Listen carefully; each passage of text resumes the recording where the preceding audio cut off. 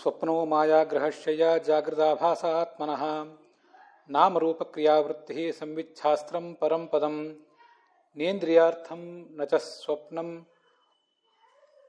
ನ ನಿರೋಧಂ ನ ಚ ಸ್ವಪ್ನಂ ನ ಸುಪ್ತಂ ನ ಮನೋರಥಂ ನ ನಿರೋಧಂ ಚಾನುಗಚ್ಚೇತ್ ಚಿತ್ರಂ ತದ್ ಭಗವತ್ಪದಂ ಸ ಏಕೋ ಭಗವಾನಗ್ರೇ ಕ್ರೀಡಿಷ್ಯನ್ನಿದಮಾತ್ಮನಃ ಸೃಷ್ಟ್ವಾ ವಿಹೃತ್ಯ ತಜ್ಜಗ್ಧಾ ಉದಾಸ್ತೆ ಕೇವಲಃ ಪುನಃ.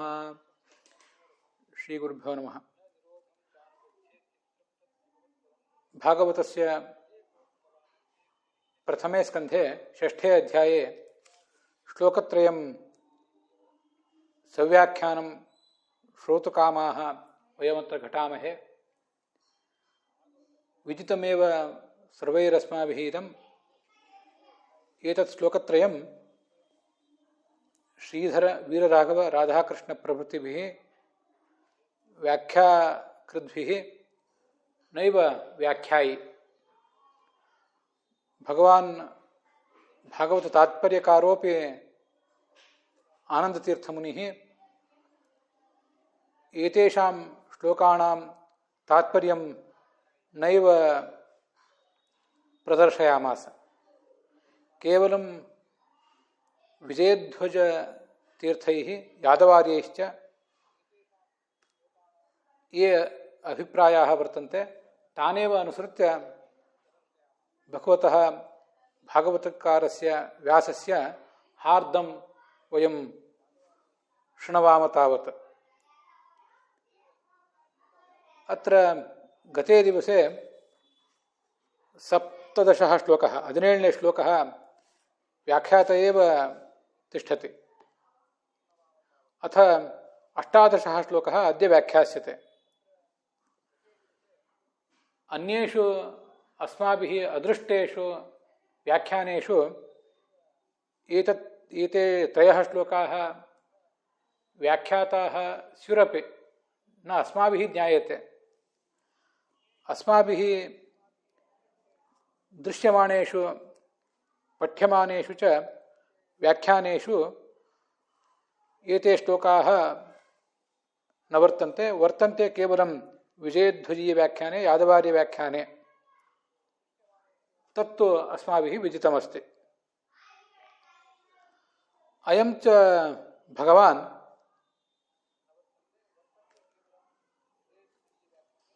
जीवाय स्वप्नं ददाति, सुषुप्तिं, जागृदवस्थां च. अयमेव संवित् सर्वान्तर्यामी सर्वनियामकश्च. स्वयं च सकलविषयकज्ञानस्वरूपं श्रेष्ठं पदं श्रेष्ठं ज्ञेयं सर्वैरपि मुमुक्षुभिः ज्ञेयम् अस्य स्वरूपम् इति अतीतः श्लोकः वर्णयति. अथात्र 18 श्लोकः नेन्द्रियार्थं न च स्वप्नं न सुप्तं न मनोरथम् इति.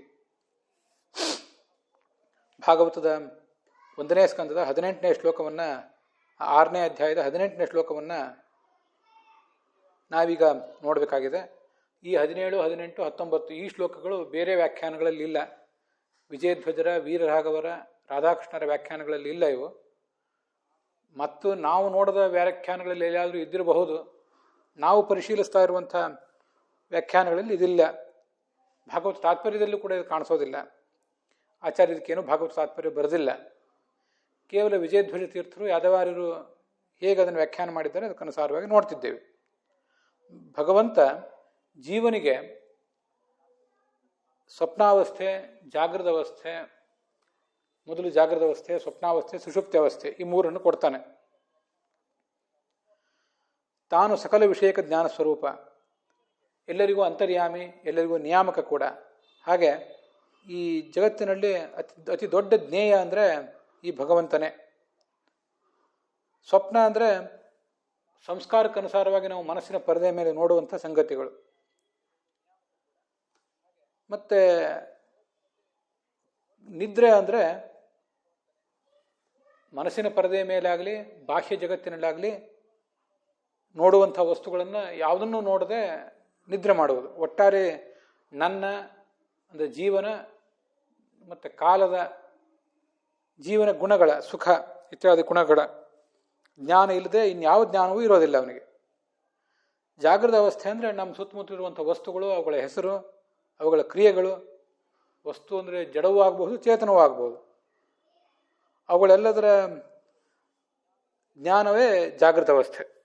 ಇದು ಭಗವಂತನಿಂದ ಜೀವನಿಗೆ ಬರುವುದು. ಅದನ್ನು ಕಳೆದ ದಿವಸ ನೋಡಿದ್ದೇವೆ. ಆತ್ಮಾಂತರಾತ್ಮ ಪರಮಾತ್ಮೇತಿ ಮೂರ್ತಿತ್ರಯಂ ಹರೇಹೇ ಜಾಗೃತ್ ಸ್ವಪ್ನ ಸುಷುಪ್ತ್ಯಾದೇಹೇ ಸೃಷ್ಟ್ಯಾದೇಶ ನಿಯಾಮಕಂ ಅಂತ ಭಾಗವತ ತಾತ್ಪರ್ಯದಲ್ಲಿ ಒಂದು ಕಡೆ ಬೇರೆ ಕಡೆ ಶ್ಲೋಕ ಬರ್ತದೆ. ಆತ್ಮ, ಅಂತರಾತ್ಮ, ಪರಮಾತ್ಮ ಅಂತ ಈ ಮೂರು ರೂಪಗಳು ಭಗವಂತನ. ಜ್ಞಾನಾತ್ಮ ಅಂತ ಸೇರಿದ್ರೆ 4 ರೂಪ ಆಗ್ತವೆ. ನಾವೀಗ 4 ರೂಪಗಳ ಬಗ್ಗೆ ಹೇಳಲಿಕ್ಕೆ ಹೊರಟಿಲ್ಲ, 3 ರೂಪಗಳ ಬಗ್ಗೆ ಇಲ್ಲಿ ಹೇಳಲಿಕ್ಕೆ ಹೊರಟಿದ್ದಾರೆ. ಜಾಗೃತ, ಸ್ವಪ್ನ, ಸುಷುಪ್ತಿ. ಜಾಗೃತ ಅವಸ್ಥೆ, ಹಾಗೆ ಸ್ವಪ್ನಾವಸ್ಥೆ, ಸುಷುಪ್ತಿ ಅವಸ್ಥೆ. ಈ 3 ಅವಸ್ಥೆಗಳಿಗೂ ನಿಯಾಮಕವಾದದ್ದು ಭಗವಂತನ ಈ ರೂಪಗಳು. ಹಾಗೆ ಇವೇ ಸೃಷ್ಟಿ, ಪಾಲನ, ನಾಶ ಇವಕ್ಕೂ ಕೂಡ ನಿಯಾಮಕ ಕ್ರಮವಾಗಿ. ಹೀಗೆ ಆತ್ಮಾಂತರಾತ್ಮ ಪರಮಾತ್ಮ ಅನ್ನುವ 3 ರೂಪಗಳ ಮಹಿಮೆಯನ್ನು ಶಾಸ್ತ್ರದಲ್ಲಿ ವರ್ಣನೆ ಮಾಡಿದ್ದಾರೆ. ಪರಮಾತ್ಮನಿಂದ ನಮಗೆ ಈ 3 ಅವಸ್ಥೆಗಳು ಬರ್ತವೆ ಹೊರತು ಸ್ವಯಂ ಪರಮಾತ್ಮನಿಗೆ ಎಚ್ಚರವೂ ಇಲ್ಲ, ನಿದ್ರೆಯೂ ಇಲ್ಲ, ಕನಸೂ ಇಲ್ಲ. ಇದು ಆ ಪರಮಾತ್ಮನ ಮಹಿಮೆಯನ್ನು ನೋಡುವಂಥ ನಮಗೆ ಗೊತ್ತಿರಬೇಕು. ಅದನ್ನು ಇಲ್ಲಿ ವರ್ಣನೆ ಮಾಡಿದ್ದಾರೆ. ಶಾಸ್ತ್ರ ಅಂತಿದೆ. ಸ್ವಯಂ ಭಗವಂತನೇ ಶಾಸ್ತ್ರ. ಏಕೆಂದರೆ ಈ ಜಗತ್ತಿಗೆ ಅವನು ನಿಯಾಮಕ. ಅವನು ಒಳಗೆ ಅಂತರ್ಯಾಮಿ, ಹಾಗೆ ನಿಯಾಮಕ. ಅವನು ಸಕಲ ವಿಷಯಕ ಜ್ಞಾನ ಸ್ವರೂಪ. ಜಗತ್ತಿನ ಸಕಲವೂ ಕೂಡ ಅವನಿಗೆ ತಿಳಿದಿದೆ, ಜ್ಞಾನ ಸ್ವರೂಪ ಅವನು. ಹಾಗೆ ಪರಂ ಜ್ಞೇಯಂ, ಅತ್ಯಂತ ಶ್ರೇಷ್ಠ ಜ್ಞೇಯವೂ ಕೂಡ ಹೌದು. ಹೀಗೆ ಮೊದಲ ಶ್ಲೋಕದ ಅರ್ಥವನ್ನು ನೋಡಿದ್ದೀವಿ. ಈಗ ಮುಂದೆ ನೇಂದ್ರಿಯಾರ್ಥಂ ನಚ ಸ್ವಪ್ನಂ ಅಂತ ಅನ್ನೋದನ್ನು ಈಗ ನೋಡಬೇಕು. ಈ ಭಗವಂತ ಜಾಗೃತ ಅವಸ್ಥೆಯನ್ನು ಹಿಂದೆ ಹೇಳಿದ ಅರ್ಥವನ್ನೇ ಇಲ್ಲಿ ಮತ್ತೊಂದಷ್ಟು ವರ್ಣನೆ ಮಾಡಿ ಇನ್ನೂ ಹೆಚ್ಚಿನ ವಿಶೇಷಣಗಳನ್ನು ಭಗವಂತನಿಗೆ ಹೇಳಿದ್ದಾರಷ್ಟೆ. ಈ ಜಾಗೃತ ಅವಸ್ಥೆಯನ್ನು ಅವನು ಅನುಭವಿಸೋದಿಲ್ಲ, ಹಾಗೆ ಸ್ವಪ್ನವನ್ನು ಅನುಭವಿಸೋದಿಲ್ಲ, ಹಾಗೆ ಸುಷುಪ್ತಿ ಅವಸ್ಥೆಯನ್ನು ಅವನು ಅನುಭವಿಸೋದಿಲ್ಲ. ಯಾವುದೇ ರೀತಿಯಾದ ಅಪೇಕ್ಷೆಗಳು ಅವನನ್ನು ಬಾಧಿಸುವುದಿಲ್ಲ. ಅಪೇಕ್ಷೆ, ಆಕಾಂಕ್ಷೆ, ನಿರೀಕ್ಷೆಗಳು. ನ ನಿರೋಧಂ, ಮರಣ, ಅಂತ ಅನ್ನೋದು ಅವನಿಗೆ ಬರೋದಿಲ್ಲ. ಅವನು ವಿಚಿತ್ರವಾದ ಸ್ವರೂಪ ಅವನು. ಅಂಥ ಭಗವಂತನ ಸ್ವರೂಪ ಅದು ಅಂತ ಅಲ್ಲಿ ವರ್ಣನೆ ಇದೆ. ಇದಕ್ಕೆ ಸಂಬಂಧಪಟ್ಟಂತೆ ಆ ವಿಜಯಧ್ವಜರು ಮತ್ತು ಯಾದವಾರ್ಯರು ತೋರಿಸಿದಂಥ ಅರ್ಥಗಳನ್ನು ನೋಡಬೇಕು. ಚಿತ್ರಂ ಅಂತಿದೆ. ಚಿತ್ರ ಅನ್ನೋ ಶಬ್ದಕ್ಕೇನೆ ವಿಚಿತ್ರವಾದ ಅರ್ಥಗಳನ್ನು ಯಾದವಾರ್ಯರು ಮತ್ತು ಮೊದಲು ವಿಜಯಧ್ವಜರು ಕೂಡ ತೋರಿಸಿದ್ದನ್ನು ನೋಡ್ಬೇಕು ನಾವು. ಚಿತ್ರ ಅಂದರೆ ಅತ್ಯಂತ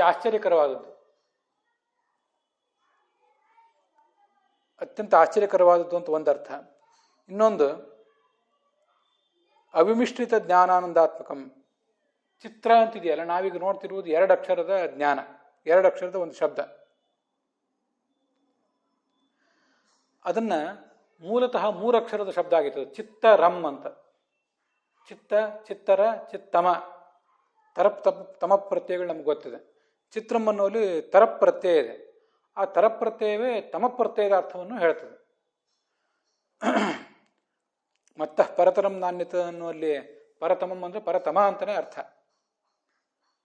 ಹಾಗೆ ಚಿತ್ತರ ಅಂದರೆ ಚಿತ್ತಮ ಅಂತ ಅರ್ಥ. ಭಗವಂತ ಜ್ಞಾನ ಸ್ವರೂಪ ಹೌದು, ಆದರೆ ಅವನು ಎಂಥ ಜ್ಞಾನ ಸ್ವರೂಪ ಅಂದರೆ ಅವಿಮಿಶ್ರಿತ ಜ್ಞಾನ ಸ್ವರೂಪ ಅಂತಾರೆ ವಿಜಯಧ್ವಜ ತೀರ್ಥರು. ನಾವು ನೋಡುವಂಥ ಈ ಪ್ರಾಕೃತ ಜಗತ್ತೇನಿದೆ, ಆ ಜಗತ್ತಿನ ಯಾವ ಅಂಶವೂ ಕೂಡ ಆ ಜ್ಞಾನದಲ್ಲಿ ಮಿಶ್ರ ಆಗಿಲ್ಲ. ಪ್ರಾಕೃತ ಜಗತ್ತಿನ ಜ್ಞಾನ ಅವನಿಗೆ ಬರ್ತದೆ, ಆದರೆ ಅವನ ಸ್ವರೂಪದಲ್ಲಿ ಆ ಪ್ರಾಕೃತ ಜಗತ್ತಿನ ಯಾವ ಅಂಶವೂ ಕೂಡ ಮಿಶ್ರಿತವಾಗಿಲ್ಲ. ಆ ಸ್ವರೂಪವೇ ಜ್ಞಾನಾನಂದಾತ್ಮಕ ಅಂದಮೇಲೆ ಆ ಜ್ಞಾನವೂ ಕೂಡ ಈ ಅವಿಮಿಶ್ರಿತವಾದದ್ದೇ. ಹೀಗೆ ಚಿತ್ತರ ಅವನು. ಚಿತ್ತರ ಅಂದರೆ ಚಿತ್ತಮ ಅಂತ ಅರ್ಥ. ಚಿತ್ತರ ಅಂತ 3 ಅಕ್ಷರದ ಶಬ್ದವೇ ಚಿತ್ರ ಅಂತ 1 ಅಕ್ಷರದ ಶಬ್ದವಾಗಿದೆ ಅಷ್ಟೆ. ಚಿತ್ರಂ ಚಿತ್ತಂ ಚೇತನಂ ಜೀವಂ ತ್ರಾಯತೆ ಇತಿವ. ಮತ್ತೊಂದು ಶಬ್ದ ತುಂಬ ಸುಂದರವಾದ ಅರ್ಥವನ್ನು ಅವರು ವರ್ಣನೆ ಮಾಡ್ತಾರೆ. ಚಿತ್ರ ಅಂದರೆ, ಚಿತ್ತ ಅಂದರೆ ಚೇತನನಾದಂಥ ಜ್ಞಾನಸ್ವರೂಪನಾದಂಥ, ಜ್ಞಾನವನ್ನು ಪಡೆಯಬೇಕಾದಂಥ ಈ ಜೀವ ಏನಿದ್ದಾನೆ ಅವನನ್ನು ರಮಯತಿ, ಇವನು ಸಂತೋಷಪಡಿಸ್ತಾನೆ. ಜ್ಞಾನವನ್ನು ಕೊಟ್ಟು ಸಂತೋಷಪಡಿಸುವುದರಿಂದ ಅವನಿಗೆ ಚಿತ್ರ ಅಂತ ಹೀಗೆ ವರ್ಣನೆ ಮಾಡ್ತಾರೆ.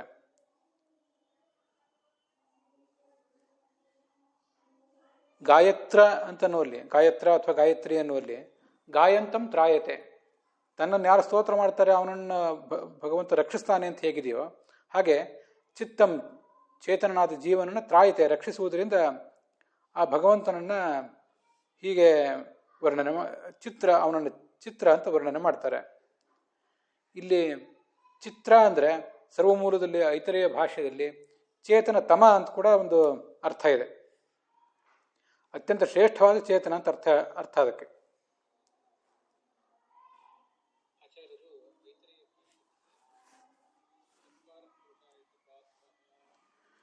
ಮುಂದೆ ನಮ್ಮ ಎಲ್ಲ ಜ್ಞಾನವನ್ನು ಕೂಡ ಅವನು ವಿಸ್ತರಿಸ್ತಾನೆ. ಚಿತ್ತಂ ರಾತಿ, ಚಿತ್ತ ಅಂದರೆ ಜ್ಞಾನ, ಅದನ್ನು ಅವನು ಹೆಚ್ಚು ಮಾಡುವುದರಿಂದ, ವಿಸ್ತರಿಸುವುದರಿಂದ ತಾನೂ ಜ್ಞಾನವನ್ನು ಉಪದೇಶ ಮಾಡ್ತಾನೆ, ಗುರುಗಳ ಮೂಲಕವೂ ಜ್ಞಾನವನ್ನು ನಮಗೆ ಕೊಟ್ಟು ನಮ್ಮನ್ನು ಸಲಹುತ್ತಾನೆ. ಚಿತ್ರಂ ದೇವಾನಾಂ ಉದಗಾದನೀಕಂ ಅಂತ ಋಗ್ವೇದ ಅವನನ್ನು ವರ್ಣನೆ ಮಾಡ್ತಾರೆ, ಐತರೇಯ ಭಾಷೆಯಲ್ಲಿ ಅದನ್ನು ವರ್ಣನೆ ಮಾಡಿದ್ದಾರೆ. ದೇವಾನಾಂ ಚಿತ್ರಂ, ಎಲ್ಲ ದೇವತೆಗಳಿಗೂ ಕೂಡ ಅತ್ಯಂತ ವಿಲಕ್ಷಣವಾದ, ಎಲ್ಲ ದೇವತೆಗಳು ಜ್ಞಾನ ಸ್ವರೂಪರು, ಅವರಿಗಿಂತ ಭಿನ್ನವಾದ ವಿಲಕ್ಷಣವಾದ ಜ್ಞಾನ ಸ್ವರೂಪ ಒಂದು ಅಂತ ಅಲ್ಲಿ ವರ್ಣನೆ ಮಾಡಿದ್ದಾರೆ. ಹೀಗೆ ಅವನ ಸ್ವರೂಪವೂ ಅತ್ಯಂತ ವಿಲಕ್ಷಣ, ಹಾಗೆ ಅವನೆಲ್ಲರಿಗೂ ಜ್ಞಾನವನ್ನೂ ಕೊಡುವಂಥವನು. ದದಾತಿ ಗುರುಮುಖೇನ ಅಂತ. ಚಿತ್ತ ರಥಂ ವಾ ಸಹಿ ಸರ್ವ ಮನೋವೃತ್ತಿ ಪ್ರೇರಕ ಸಮುದಾಹೃತ ಇತಿ ಶ್ರುತೇ. ಶಾಸ್ತ್ರದಲ್ಲಿ ಏನು ವರ್ಣನೆ ಮಾಡಿದ್ದಾರೆ? ಅವನು ನಮ್ಮೆಲ್ಲರ ಮನೋವೃತ್ತಿಗಳನ್ನು ಕೂಡ ಪ್ರೇರಿಸುವವನು, ಮನಸ್ಸಿನೊಳಗೂ ಅವನೇ ಇದ್ದಾನೆ. ನಮ್ಮ ಮೂಲಕ ಮನನ ಮಾಡಿಸಿ ಅವನೇ ಮನ ಅಂತ ಕರೆಸ್ಕೊಂಡಿದ್ದಾನೆ. ಆದ್ದರಿಂದ ಚಿತ್ತ ರಥ ಅವನು. ಇದು ನೋಡಿ, ಚಿತ್ರ ಅಂತ ನಾವೀಗ ನೋಡ್ತಿರುವುದು 2 ಅಕ್ಷರದ ಶಬ್ದ, ಆದರೆ ಅದು ಚಿತ್ತರ ಅಂತ 3 ಅಕ್ಷರದ ಶಬ್ದದ ಸಂಕ್ಷಿಪ್ತ ರೂಪ. ಹಾಗೆ ಚಿತ್ತ ರಥ ಇದು 4 ಅಕ್ಷರ. ಚಿತ್ತ ಅಂದರೆ ಮನಸ್ಸು, ಅಲ್ಲಿ ರಥ ಆಸಕ್ತನಾದವನು ಅಂದರೆ ಇದ್ದವನು ಅಂತ ಅರ್ಥ. ಅಲ್ಲಿ ವಿಹರಿಸ್ತಾ ಇರುವವನು, ನಮ್ಮ ಮನಸ್ಸಿನಲ್ಲಿ ವಿಹರಿಸ್ತಾ ಇರುವವನು ಅಂತ ಅದರ ತಾತ್ಪರ್ಯ. ಹೀಗೆ ಐತರೇಯ ಭಾಷೆಯಲ್ಲಿ ಬಂದಿರುವಂಥ ಒಂದು ಸೂಚನೆಯನ್ನು ಇಟ್ಕೊಂಡು ಅದನ್ನು ಅನೇಕ ರೀತಿಯಾಗಿ ವ್ಯಾಖ್ಯಾನ ಮಾಡಿದ್ದಾರೆ ವಿಜಯಧ್ವಜ ಸ್ವಾಮಿಗಳು ಕೂಡ. ಈ ಶ್ಲೋಕದಲ್ಲಿ, ಈಗ ನಾವು ನೋಡ್ತಿರೋ ಶ್ಲೋಕದಲ್ಲಿ ಒಂದು ಚಿತ್ರ ಅಂತ ಒಂದಿದೆ, ಮತ್ತೊಂದು ಕೇವಲ ಅಂತ, ಅದು ಕೂಡ ಈ ಮುಂದಿನ ಶ್ಲೋಕದಲ್ಲಿ ಕೇಳಿ ಬರ್ತದೆ. ಅದರ ಪೈಕಿ ಒಂದು 2-3 ಅರ್ಥಗಳನ್ನು ವಿಜಯಧ್ವಜ ಸ್ವಾಮಿಗಳು ಹೇಳಿದ್ದನ್ನು ನೋಡಿದ್ದೀವಿ. ಹಾಗೆ ಸರ್ವಮೂಲದಲ್ಲಿ ಬಂದದ್ದನ್ನು ಕೂಡ ನಾವು ನೆನಪು ಮಾಡ್ಕೊಂಡಿದ್ದೀವಿ. ಸಂಸ್ಕೃತದಲ್ಲಿ ಮಾತ್ರ ಇಂಥ ಚಮತ್ಕಾರಗಳನ್ನು ತೋರಿಸ್ಲಿಕ್ಕೆ ಸಾಧ್ಯ. ಸರ್ವಮೂಲದಲ್ಲಿ ಛಾಂದೋಗ್ಯ ಉಪನಿಷತ್ತಿನಲ್ಲೂ ಕೂಡ ತಥಾ ಮಿತ್ರಾತ್ ವರಸ್ತ್ವಮಗ್ನಿ ಮುಕ್ತೌ ಚಿತ್ತಸ್ಯ ದೇವತಾ ಚಿತತ್ವಾ ಚಿತ್ತನಾಮ, ಭಗವಂತ ಚಿತ್ತನೂ ಹೌದು ಚಿತ್ರಣೂ ಹೌದು ಅಂತ ವರ್ಣನೆ ಮಾಡಿದ್ದಾರೆ. ಭಗವಂತ ಅಗ್ನಿದೇವ, ಅಲ್ಲಿ ಬಂದಿರುವುದು ಅಗ್ನಿಗೆ. ಅವನು ಮುಕ್ತಿಯಲ್ಲಿಯೂ ಹಾಗೂ ಸಂಸಾರಾವಸ್ಥೆಯಲ್ಲಿ 2 ಅವಸ್ಥೆಯಲ್ಲಿಯೂ ಅಗ್ನಿ ಚಿತ್ತಕ್ಕೆ ಅಭಿಮಾನಿ.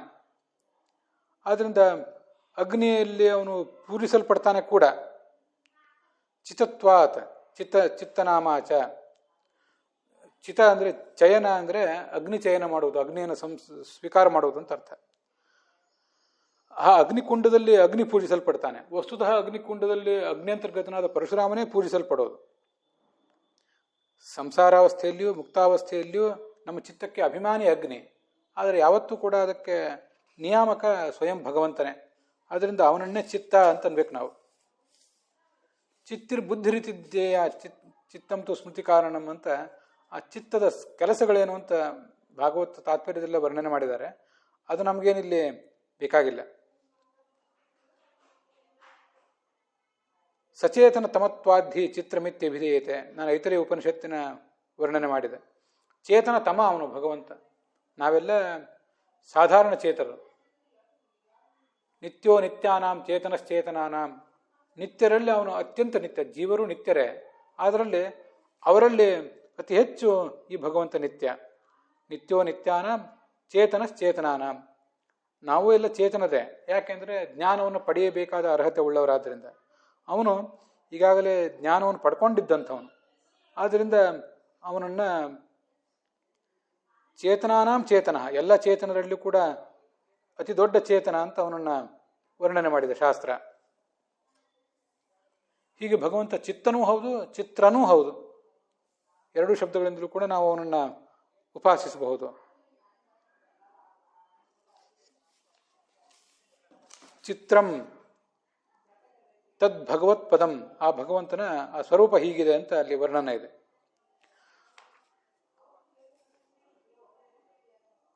ಇನ್ನು ಮತ್ತೊಂದರ್ಥ ವಿಜಯಧ್ವಜ ಸ್ವಾಮಿಗಳು ಹೇಳಿದ್ದಿದೆ. ಚಿನೋತಿ ಇತಿ ಚಿತ್ ಚೇತ ಸ್ರಷ್ಟ ಬ್ರಹ್ಮ. ಈ ಜಗತ್ತೆಲ್ಲವನ್ನು ಸೃಷ್ಟಿಸುವ ಬ್ರಹ್ಮನನ್ನು ಚಿತ್ ಅಂತ ಹೇಳಬೇಕು. ಯಾಕಂದರೆ ಚಿಂಗ್ ಚಯನೆ ಅಂತ, ಚಯನ ಮಾಡುವುದು ಅಂತ ಸೃಷ್ಟಿಸುವುದು ಅಂತ ಅದರ ಅರ್ಥ. ತಮ್ ತರತಿ ಅತಿಥ್ಯ ವರ್ತತೆ. ಚತುರ್ಮುಖ ಬ್ರಹ್ಮನನ್ನು ಅವನು ಮೀರಿ ನಿಂತವನು. ಈ ಭಗವಂತ ಎಲ್ಲವನ್ನೂ ಮೀರಿ ನಿಂತವನು ಅಂತ ಬೃಹದಾರಣ್ಯಕ ಉಪನಿಷತ್ತಿನ ಅಂತರ್ಯಾಮಿ ಬ್ರಾಹ್ಮಣದಲ್ಲಿ ವರ್ಣನೆ ಮಾಡ್ತಾರೆ. ಯಹ ವಿಜ್ಞಾನಾದಂತರಃ ತಮಸಃ ಅಂತರಃ ಎಂ ತಮೋ ನವೇದ. ಹೀಗೆ ನಮ್ಮೆಲ್ಲ ಸದ್ಗುಣಗಳಿಗೂ ಅಭಿಮಾನಿಯಾದಂತಹ ಚತುರ್ಮುಖ ಬ್ರಹ್ಮನನ್ನು ಅವನು ಮೀರಿ ನಿಂತವನು. ತನೋತಿ ಸೃಜತಿ ರಮಯತಿ ಇತಿವ, ಅವನನ್ನು ಸೃಷ್ಟಿಸ್ತಾನೆ, ಅವನಿಗೆ ಸಂತೋಷ ಕೊಡ್ತಾನೆ, ಆದ್ದರಿಂದ ಅವನಕ್ಕಿಂತ ಉತ್ತಮ. ಅಂಥ ವಿಶಿಷ್ಟವಾದ ಸ್ವರೂಪ ಅವನದು. ತತ್ ಅಂದರೆ ತತ ಅಂತ ಅರ್ಥ. ತತ್ ಅಂದರೆ ಬರೀ ಆ ಅಂತ ಅಷ್ಟೇ ಅರ್ಥ ಮಾಡಬಾರ್ದು. ತತ ವ್ಯಾಪ್ತ ಅಂತ ಅರ್ಥ. ದೇಶತಃ ಕಾಲತಃ ವ್ಯಾಪ್ತನಾದವನು ಅಂತ ಅದಕ್ಕೆ ಅರ್ಥ ಮಾಡಬೇಕು. ಭಗವತಃ ಹರೇಹೇ ಪದಂ ವಾ, ಆ ಭಗವಂತನ ಆ ಸ್ವರೂಪ ಇಷ್ಟು ವಿಲಕ್ಷಣವಾದಂತಹ ಸ್ವರೂಪ ಅದು ಪ್ರಕೃತಿಯ ಸಂಬಂಧವಿಲ್ಲಾದ್ದರಿಂದ ಪ್ರಕೃತ್ಯಾದಿ ಸಂಬಂಧ ವಿದುರತ್ವಾತ್ ಇಂದ್ರಿಯಾರ್ಥಂ ಜಾಗೃತ ಅವಸ್ಥಾಂ ನಾನುಗಚ್ಚೇತ್. ನಾನುಗಚ್ಚೇತ್ ಅಂದರೆ ಹೊಂದುವುದಿಲ್ಲ ಅಂತ ಅರ್ಥ. ಅದಕ್ಕೆ ಇಂದ್ರಿಯಾರ್ಥ ಅಂದರೆ ಜಾಗೃತ ಅವಸ್ಥೆಯಲ್ಲೇ ನಾವು 5 ಕರ್ಮೇಂದ್ರಿಯ, 5 ಜ್ಞಾನೇಂದ್ರಿಯಗಳ ಮೂಲಕ, ಹಾಗೆ ಮನಸ್ಸಿನ ಮೂಲಕ ಏನೇನನ್ನು ಅನುಭವಿಸುವುದು ಎಲ್ಲವೂ ಕೂಡ ಅದ್ಯಾವುದನ್ನು ಅವನು ಅನುಭವಿಸುವುದಿಲ್ಲ ಅಂತ ಅದರ ತಾತ್ಪರ್ಯ. ಹಾಗೆ ನಚ ಸ್ವಪ್ನಂ, ಸ್ವಪ್ನವನ್ನು ಕೂಡ ಅವನು ಅನುಭವಿಸುವುದಿಲ್ಲ. ನ ಸುಪ್ತಂ, ನಿದ್ರೆಯನ್ನು ಅನುಭವಿಸೋದಿಲ್ಲ. ಇನ್ನು ಚಿಂತ ಅಂತಿದೆಯಲ್ಲ, ಅಲ್ಲಿ ನ ಮನೋರಥ ಅಂತಿದೆಯಲ್ಲ, ಮನೋರಥ ಅಂದರೆ ಚಿಂತ ಅಂತ ಅರ್ಥ. ಹೀಗೆ ಅವನಿಗೆ ಮನೋರಥ ಅಂದರೆ ಬಯಕೆ, ಅದು ಕೂಡ ಇಲ್ಲ. ಮಿಥ್ಯಾಚಿಂತ ಮನೋರಥಂ, ಯಾವುದೇ ಆಕಾಂಕ್ಷೆಯ ಅಪೇಕ್ಷೆಯೂ ಕೂಡ ಇಲ್ಲ. ಅದರಲ್ಲೂ ಕೋಶದಲ್ಲಿ ಹೀಗೆ ಹೇಳ್ತಾರೆ, ಮಿಥ್ಯಾಚಿಂತ, ವ್ಯರ್ಥವಾದ ಅಪೇಕ್ಷೆಗಳು, ಆಕಾಂಕ್ಷೆಗಳು, ಈಡೇರದ ಅಪೇಕ್ಷೆ ಆಕಾಂಕ್ಷೆಗಳನ್ನು ಮನೋರಥ ಅಂತ ಹೇಳ್ತಾರೆ ಅಂತ. ಆ ಮನೋರಥ, ಅಂಥ ಮನೋರಥ ಅವನಿಗಿಲ್ಲ. ನ ಸ್ವಪ್ನಂ ನ ಮನೋರಥಂ ನ ನಿರೋಧಂ, ನಿರೋಧ ಅಂದರೆ ಮರಣ, ಅಂತ ಅವನಿಗಿಲ್ಲ. ಚತುರ್ವಿಧ ನಾಶವೂ ಅವನಿಗಿಲ್ಲ. ಅನಿತ್ಯತ್ವಂ ದೇಹಹಾನಿ ದುಃಖ ಪ್ರಾಪ್ತಿರಪೂರ್ಣತ ನಾಶಶ್ಚತುರ್ವಿಧ ಪ್ರೋಕ್ತ ತದಭಾವೋ ಹರೇಸ್ತದ ಅಂತ ನಾವು ಗೀತಾ ಪ್ರಸ್ಥಾನದಲ್ಲಿ ಅದನ್ನು ಕೇಳಿದ್ದೇವೆ. ಸ್ವರೂಪವೇ ನಷ್ಟ ಆಗೋದು, ಘಟಪಟ ಮೊದಲಾದವುಗಳ ಸ್ವರೂಪವೇ ನಷ್ಟ ಆಗಿ ಹೋಗ್ತದೆ, ಅದೊಂದು ನಾಶ. ಜೀವನಿಗೆ ಸ್ವರೂಪ ನಷ್ಟ ಆಗೋದಿಲ್ಲ, ಅದರ ದೇಹ ನಷ್ಟ ಆಗ್ತದೆ, ಅದೊಂದು ರೀತಿ ನಾಶ. ದುಃಖ ಪ್ರಾಪ್ತಿ, ದುಃಖ ಬಂದಾಗ ಅದನ್ನು ಕೂಡ ಒಂದು ನಾಶ ಅಂತ ಶಾಸ್ತ್ರದಲ್ಲಿ ಅದು ಹೇಳ್ತಾರೆ, ಅದು 3ನೇ ನಾಶ. ಅಪೂರ್ಣತ, ದುಃಖ ಬರದೆ ಹೋದರೂ ಕೂಡ ಅಪೂರ್ಣತ ಇರುವುದೇ ಅದೊಂದು ನಾಶ. ಅಂಥ ನಾಶ ಲಕ್ಷ್ಮೀದೇವಿಗೂ ಅಪೂರ್ಣತ ಇದೆ. ದುಃಖ ಪ್ರಾಪ್ತಿ ಉಳಿದವರಿಗೆಲ್ಲ, ಚತುರ್ಮುಖ ಬ್ರಹ್ಮ ಮೊದಲಾದವರಿಗೆ ಎಲ್ರಿಗೂ ಕೂಡ ಕೆಲವು ಸಂದರ್ಭಗಳಲ್ಲಿ ಆದರೂ ಇದ್ದೇ ಇದೆ. ದೇಹ ಹಾನಿ ಅಂತೂ ಚತುರ್ಮುಖ ಬ್ರಹ್ಮನಿಗೂ ಇದ್ದೇ ಇದೆ, ನಮಗೂ ಇದ್ದೇ ಇದೆ. ಅನಿತ್ಯತ್ವ ಅನ್ನೋದು ಜಡವಾದ ವಸ್ತುಗಳಿಗಿದೆ. ಹೀಗೆ ಜಡವಾದ ವಸ್ತುಗಳು, ಜೀವರು, ಬ್ರಹ್ಮ, ಹಾಗೆ ಲಕ್ಷ್ಮೀದೇವಿ, ಇವರೆಲ್ಲರಿಗೂ ಒಂದಲ್ಲ ಒಂದು ರೀತಿಯಾದ ನಾಶ ಇದೆ. ಯಾವ ವಿಧವಾದ ನಾಶವೂ ಇಲ್ಲದೆ ಇದ್ದವನು ಆ ಭಗವಂತ. ನಿರೋಧ ಅಂತ ಅದನ್ನು ಹಾಗೆ ವರ್ಣನೆ ಮಾಡಿದ್ದಾರೆ. ಇದು ವಿಜಯಧ್ವಜ ಸ್ವಾಮಿಗಳು ನಮಗೆ ತಿಳಿಸಿರುವಂಥ ಅರ್ಥ. ಇನ್ನು ಯಾದವಾರರು ಹೇಳಿದಂಥ ಅರ್ಥಗಳನ್ನು ನೋಡ್ಬೇಕು ನಾವು. ಇಂದ್ರಿಯಾರ್ಥಂ ಇಂದ್ರಿಯಜನ್ಯ ಜ್ಞಾನ ವಿಷಯೀಭೂತಂ ಅರ್ಥಂ. ಇಂದ್ರಿಯಗಳಿಂದ ಹುಟ್ಟುವಂಥ ಏನು ಜ್ಞಾನ ಇದೆ, ಆ ಜ್ಞಾನಕ್ಕೆ ವಿಷಯವಾದ ವಸ್ತುಗಳು ಇವನಿಗೆ ಬೇಕಾಗಿಲ್ಲ. ಅಂದರೆ ಜಾಗೃತ ಅವಸ್ಥೆಯಲ್ಲಿ ಇವನೇನೂ ಮಾಡಬೇಕಾಗಿಲ್ಲ. ಜಾಗೃತ ಅವಸ್ಥೆ ಅನ್ನೋದೇ ಅವನಿಗಿಲ್ಲ. ನಿದ್ರೆ ಬರುವುದೇ ನಮ್ಮ ದೇಹಕ್ಕೆ, ಪ್ರಾಕೃತವಾದ ದೇಹಕ್ಕೆ, ಆ ದೇಹದಲ್ಲಿರುವ ಇಂದ್ರಿಯಗಳ ಗೋಲಕಗಳಿಗೆ. ಪ್ರಾಕೃತವಾದ ದೇಹವೇ ಅವನಿಗಿಲ್ಲ, ಅದರಿಂದ ಅವನಿಗೆ ನಿದ್ರೆಯೂ ಬರೋದಿಲ್ಲ. ಸ್ವಪ್ನಾವಸ್ಥೆಯನ್ನು ಹೊಂದೋದಿಲ್ಲ, ಸುಷುಪ್ತಿ ಅವಸ್ಥೆಯನ್ನು ಹೊಂದೋದಿಲ್ಲ. ಮನೋರಥ ಅಂದರೆ ಚಿಂತ ಅಂತ ಅರ್ಥನವನ್ನು ಯಾದವಾರರು ಕೂಡ ಬರೆದಿದ್ದಾರೆ. ನಿರೋಧ ಅಂದರೆ ಮರಣ. ಚಶಬ್ದಾದ ಉತ್ಪತ್ತ್ಯಾದಿಕಂಚ, ಅಲ್ಲಿ ಮೂಲದಲ್ಲಿ ಚ ಅಂತ ಶಬ್ದ ಇದೆ. ನ ನಿರೋಧಂ ಚ ಅನುಗಚ್ಚೇತ್ ಅಂತ. ಚ ಶಬ್ದದಿಂದ ಉತ್ಪತ್ತಿ ಮೊದಲಾದವು ಕೂಡ ಇದು ಅವನಿಗಿಲ್ಲ. ಉತ್ಪತ್ತಿ, ಪಾಲನೆ, ನಾಶ, ಅಜ್ಞಾನ, ಮೋಕ್ಷ ಇತ್ಯಾದಿ ಯಾವುದೂ ಕೂಡ ಜೀವನಿಗೆ ಏನೇನು 8 ಆಗ್ತದೆ, ಆ 8 ಪೈಕಿ ಭಗವಂತನಿಗೆ ಯಾವುದೂ ಕೂಡ ಇಲ್ಲ. ಎಲ್ಲವನ್ನೂ ಜೀವನಿಗಾಗಿ ಅವನು ಮಾಡ್ತಾನೆ ಹೊರತು ಸ್ವಯಂ ಅವನಿಗೆ ಯಾವುದೂ ಕೂಡ ಇಲ್ಲ ಅಂತ ಅದರ ತಾತ್ಪರ್ಯ.